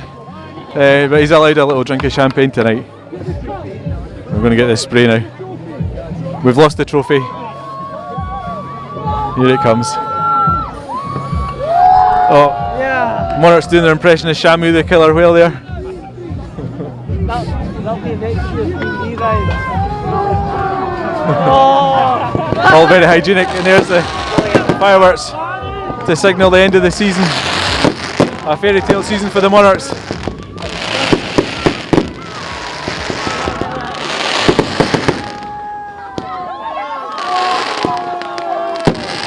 And these are once in a lifetime scenes. There's Edinburgh Monarchs fans that have followed the team for 40 odd years and never seen them win a league, and in the last 11 years they've now won 4, and they beat Somerset, probably the other most successful team in the last few years, the 2 heavyweights of the Premier League in recent times, and it's come down to 1 point. And spare a thought for Steve Worrell. He's been without him the Monarchs would not have been where they were. 3-point reserve, ended up being a heat leader, and unfortunately injured down at Cradley during the week there, so he's missed out in the final, but his contribution was absolutely vital right throughout the season, and he either is just newly become a dad or he's about to.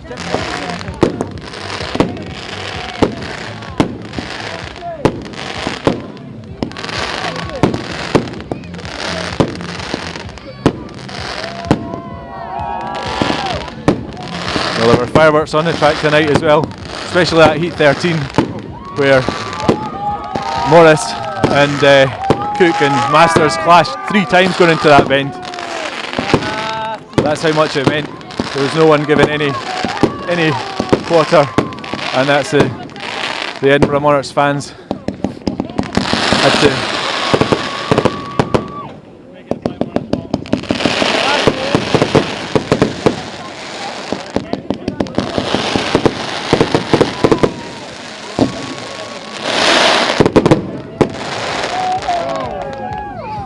what a way to finish a great season. There'll be a few Monarchs fans with slightly less life expectancies tonight after heart rates were raised with a difficult middle of the match where it was looking like it was all slipping away after such a good year.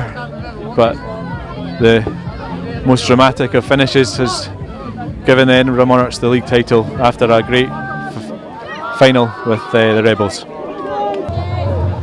And a lot of very happy, smiling faces.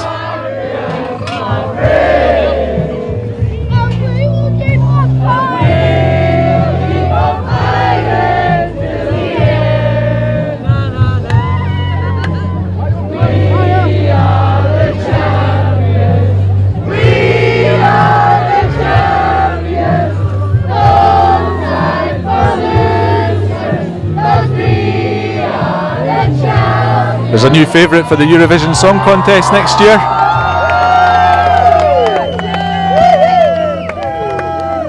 So this is it. These are the scenes after a long, hard season that began way back in March. We've had some great matches. The Monarchs have been on that initial 24-match unbeaten run at the start of the year. Had a little hiccup where Somerset turned them over. The only team to beat Edinburgh over two matches this season was Somerset Rebels earlier in the year. And it was a small sticky patch for the Monarchs, but then they came back firing. Sam Masters found top form after the Scottish Open, and it's been a 20-match unbeaten run up until last Saturday, and they've finished it off with the most dramatic of dramatic finishes against the Somerset Rebels. Two worthy finalists, a great night of Speedway, two great matches overall, and it's the Monarchs that end up by 1 point the Premier League champions 2014.